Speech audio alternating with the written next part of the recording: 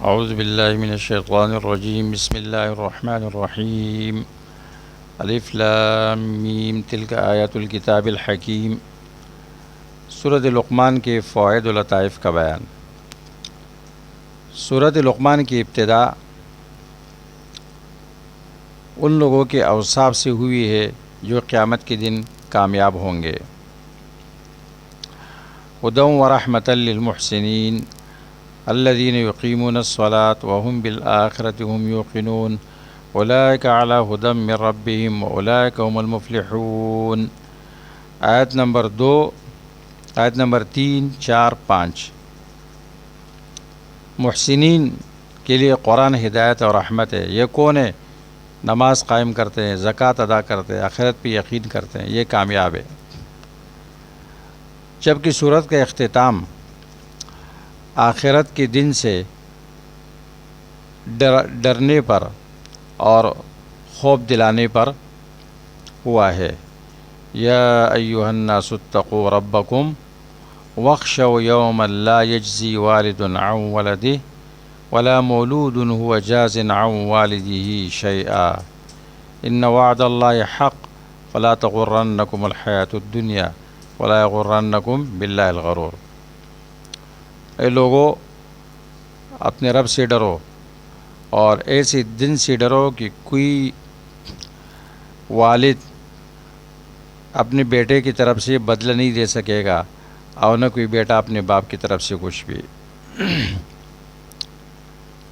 ابتدا و انتہا کے اس جوڑ میں اس بات کی وضاحت مقصود ہے کہ حکمت کی جڑ، کیونکہ سورت حکمت سے شروع ہوتی ہے، تلک آیات الکتاب الحکیم، اور لقمان حکیم کا تذکرہ ہوتا ہے، اس کی حکمت ذکر ہوتی ہے۔ تو حکمت کی بنیاد وہ اللہ کا خوف ہے اور آخرت کے لیے عمل کرنا ہے۔ بس حکیم انسان کون سا ہوتا ہے؟ جو اللہ سے ڈرتا ہے اور عمل آخرت کے لیے کرتا ہے۔ سورت کا بنیادی محور ربانی تربیت کی اہمیت کا بیان۔ ایک تربیت تو وہ ہے جو لوگ خود کرتے ہیں، لیکن ربانی تربیت اس کی اہمیت ہے، اور اپنے اولاد کو ربانی تربیت سے تربیت دینی چاہیے۔ تربیت اولاد میں لقمان رول ماڈل ہے، اور اس نے اپنے بیٹے کی تربیت کن بنیادوں پہ کی، یہ ہر باپ کے لیے لقمان نمونہ ہے۔ وہ اپنے بیٹے کی تربیت اس انداز پہ کرے گا۔ سورت کے موضوعات۔ نمبر 1، قرآن کریم کے لیے حکمت کا اس بات، اور اس ذات کے لیے حکمت کا اس بات جس نے اس کو نازل کیا۔ حکیم ذات نے حکمت والی کتاب نازل فرمائی، تلک آیات الکتاب الحکیم۔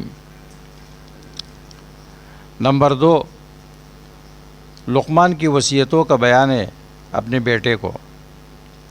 نمبر 3، اللہ تعالیٰ کی وحدانیت کے دلائل بیان ہوئے ہیں۔ نمبر 4، آخرت کے لیے تیاری کا بیان ہے۔ لقمان حکیم نے جو اپنے بیٹے کو وصیتیں کی ہے، سب سے پہلی وصیت کیا ہے؟ اللہ کے ساتھ شرک نہ کرنا۔ وَإِذْ قَالَ لُقْمَانُ لِابْنِهِ وَهُوَ يَعِظُهُ يَا بُنَيَّ لَا تُشْرِكْ بِاللَّهِ إِنَّ الشِّرْكَ لَظُلْمٌ عَظِيمٌ۔ بیٹے کو مخاطب کر رہا ہے، یا بنیا، اے پیارے بیٹے۔ تو تربیت میں نرمی ہونی چاہیے اور اچھے انداز سے اولاد کو مخاطب کرنا چاہیے، اور سب سے پہلے تربیت عقیدہ توحید پر کی جا رہی ہے۔ سب سے پہلے اپنے اولاد کو توحید سکھاؤ۔ اے میرے پیارے بیٹے، لا تشرک باللہ، اللہ کے ساتھ کسی کو حصہ دار نہیں بنانا۔ اللہ کی صفات خاصہ میں، علم میں، قدرت میں۔ ان الشرک لظلم عظیم، اس لیے کہ شرک بہت بڑا ظلم ہے۔ اس لیے بچوں کو پہلے الف سے انار اور بی سے بکری یا اے بی سی ڈی اور دوسرے خرافات نہیں سکھایا جائے. سب سے پہلے جب بولنے لگے کلمہ توحید سکھاؤ اور اس کے بعد اس کی تربیت توحید پہ کرو.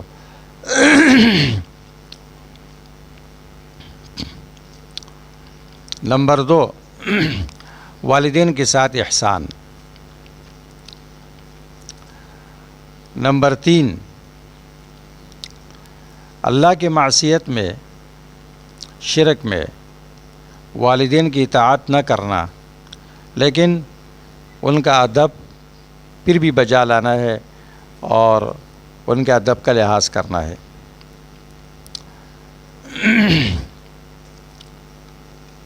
نمبر 4، تمام امور میں اللہ کی نگرانی کا دھیان رکھنا ہے.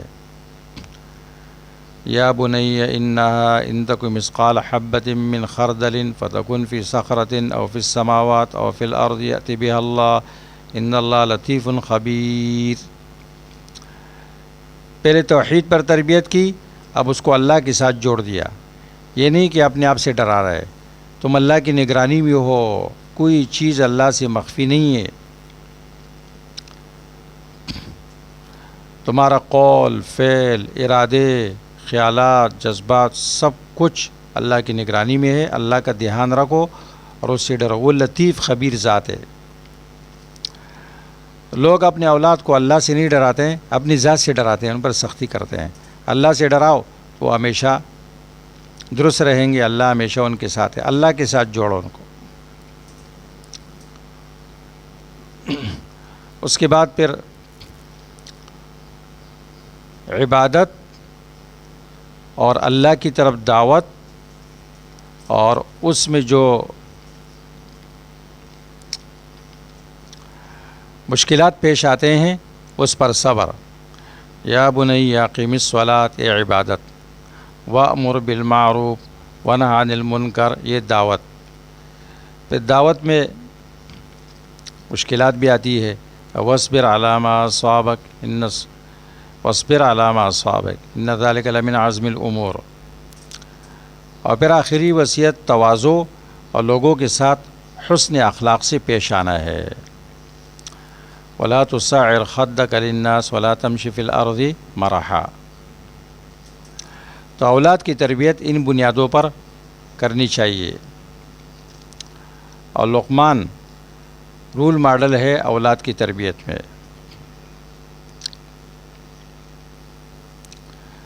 اسی طرح سورت کی آیت نمبر 6 میں اس بات کو بیان کیا جاتا ہے کہ گانا، موسیقی یہ شرعاً حرام ہے، اور اللہ تبارک و تعالیٰ نے اس کو لہو الحدیث قرار دیا. بیہودہ بات ہے لہو الحدیث. اس لیے جو لوگ کہتے ہیں کہ گانا، موسیقی یہ روح کی غذا ہے، یہ بالکل غلط کہتے ہیں. اور یہ قول ہے شیکسپیئر کا جو لوگوں کی زبان زد عام ہو چکا ہے. یہ نہ کوئی اللہ کی بات ہے نہ رسول کی بات ہے، یہ تو ایک کافر کی بات ہے. ہاں موسیقی روح کی غذا ہے، لیکن کافر روح، خبیث روح کی غذا ہے. مسلمان اور پاک روح کی غذا نہیں ہے. اس کی غذا تو قرآن کی تلاوت ہے، اللہ کا ذکر ہے. چاروں مذاہب اس بات پر متفق ہے کہ موسیقی اور گانے یہ حرام ہے. 16 نمبر آیت میں یہ بات بیان کی جاتی ہے کہ بندے کے لیے مناسب ہے اور لازمی ہے کہ وہ خلوت کی گناہوں سے ڈرے، اس لیے کہ اللہ پر کوئی چیز مخفی نہیں ہے. اور یہی خلوت کی گناہ کبھی انسان کی ذلت اور قیامت کے دن ہلاکت کے اسباب بنتے ہیں. اور یہ خطرناک گناہ ہے جو خلوت میں کی جائے. آج کل موبائل کا دور ہے اور اس پر فحاشی اور بہت عام کی گئی ہے اور اس کی طرف رسائی بھی آسان ہے. لہٰذا اس سے بچنا بہت لازمی ہے. اور اگر کسی کو اپنے ذات پر اعتماد نہیں ہے تو وہ خلوت میں کبھی موبائل استعمال نہ کرے۔ خلوت کی گناہ انتہائی خطرناک ہے، اس لیے کہتے ہیں کہ لا تجعل اللہ اہون الناظرین الیک، اللہ کو یعنی جو آپ کی طرف دیکھنے والے ایک مخلوق ہے، ایک اللہ ہے، تو مخلوق کے سامنے آپ گناہ نہیں کرتے ہیں، تو کہتے ہیں اللہ کو دو دیکھنے والوں میں ہلکا مت بناؤ کہ جس کے سامنے آپ گناہ کر رہے ہیں۔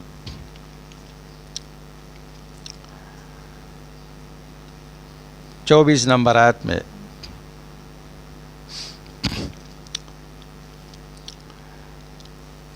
انسان کے لیے مناسب ہے کہ جب خوشی سے وہ اللہ کی طاعت کر سکتا ہے تو فوری طور پر وہ کرنے لگ جائے، اس کو مؤخر نہ کرے۔ جب بھی اس کو طاعت کا موقع ملتا ہے، خوشی اور رغبت کے ساتھ وہ اللہ کی طاعت کر سکتا ہے، نیک کام کر سکتا ہے، تو فوری طور پر جلدی کرے، اس کو مؤخر نہ کرے، کیونکہ وہ یہ نہیں جانتا ہے کہ اب بعد میں کیا پیش آنے والا ہے۔ کل بھی نہ چھوڑے۔ وما تدری نفس بأی ارض تموت ان اللہ علیم خبیر، کوئی نفس نہیں جانتا ہے کہ وہ کون سی زمین پر اس کی موت آئے گی۔ اور ما اللہ ولا تعلم نفس ماذا تکسب غدا، اس کو یہ پتہ نہیں ہے کل وہ کیا کرے گا، اس لیے کسی نیکی کو مؤخر نہ کرے، فوری طور پر کرے۔ ان انکر الاصوات لصوت الحمیر، آیت نمبر 19 میں لقمان نے اپنے بیٹے کو وصیت میں یہ کہا کہ اپنی آواز کو بغیر ضرورت کے بلند نہیں کرنا، اس لیے کہ آوازوں میں سب سے زیادہ بری آواز گدھی کی آواز ہے۔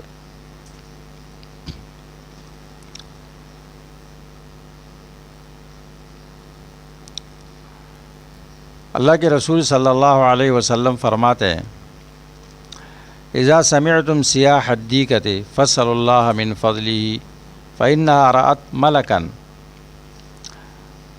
مرغی کی آواز سنو، مرغی کی ہو یا مرغی کی ہو، تو اس وقت اللہ کا فضل مانگو، اس لیے کہ اس نے فرشتے کو دیکھ کر اذان دی۔ وإذا سمعتم نہیق الحمیر فتعوذوا باللہ من الشیطان فإنہا رأت شیطانا، جب گدھوں کی آوازیں سنو تو اللہ کے ذریعے شیطان سے پناہ طلب کرو، اس لیے کہ گدھا شیطان کو دیکھ کر آواز نکالتا ہے۔ رواہ مسلم۔ ایک روایت میں کتوں کی آوازیں بھی ہے، رات کو جب کتے بونگتے ہیں اور گدھے آوازیں نکالتے ہیں تو یہ اس بات کی علامت ہے کہ انہیں شیطان کو دیکھا، تو شیطان سے پناہ مانگنی چاہیے۔ لوگ کیا کرتے ہیں، مرغہ تو اذان دیتے ہیں، خیر وہ تو برداشت ہے، مرغی اگر اذان دے تو اس کو ذبح کر لیتے ہیں، کہتے ہیں منحوس ہے۔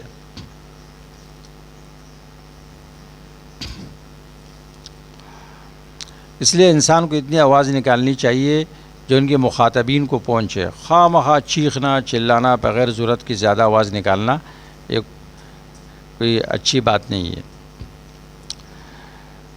اس طرح اس صورت میں ہے وَلَا يَغُرَّنَّكُمْ بِاللَّهِ الْغَرُورُ، شیطان تمہارا دشمن ہے، دھوکہ نہ دے تم کو اللہ کے ساتھ، الغرور دھوکہ باز۔ ابن عباس رضی اللہ عنہما فرماتے ہیں الغرور هو الشیطان، غرور شیطان ہے۔ ابن کثیر۔ لقمان کون تھا، نبی تھا یا ولی تھا؟ لقمان اللہ کا ولی تھا، نیک بندہ تھا اللہ کے بندوں میں سے، نبی نہیں تھا۔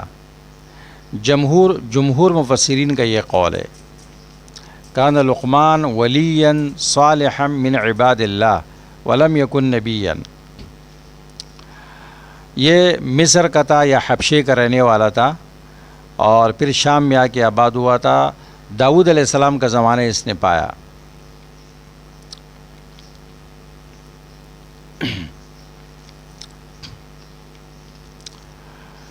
لقمان سے سوال کیا گیا کیف بلغ ھذا القدر من الحکمہ، اتنی بڑی حکمت تک وہ کیسے پہنچے؟